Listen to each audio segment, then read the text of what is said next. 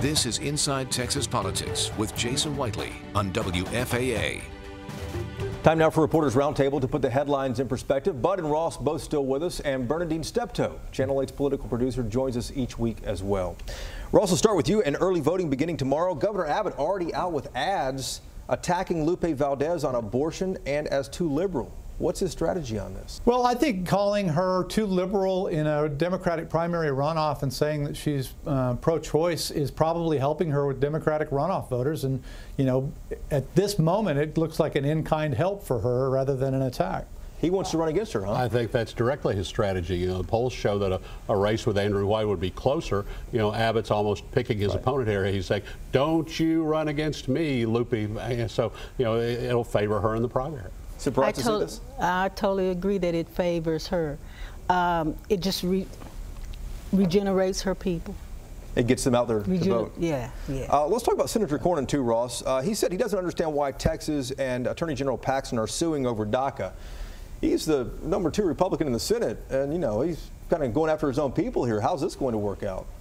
Well, I think they're trying to put together a deal in the Senate. They've been trying to do this for a long time, and having a bunch of lawsuits flying around about immigration doesn't help them put something together in an election year. I think he's trying to close a deal. You know, the right wing has gone after Cornyn before. Look who their opponent was last time, Steve Stockman. We see where he is now. They keep threatening that we're going to come get you, John Cornyn, but they never do. Well, that's true, and the majority of Texans favor DACA.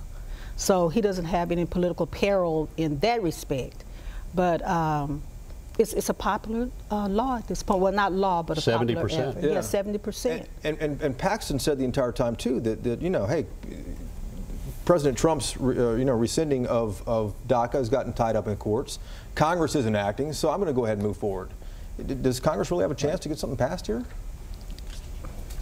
You roll your eyes. That's a no, huh? Let's shift off to Euless as well. It elected an American Muslim to city council, Salman Bojani, despite state rep Jonathan Stickland's campaigning against him, using Bojani's religion against him. What does this say about Tea Party influence? I don't think it says a lot in that particular race, because Euless is a diverse city. And I think that they're showing that they're not as tolerant of divisiveness as Stickland did, but I think that city is pretty diverse.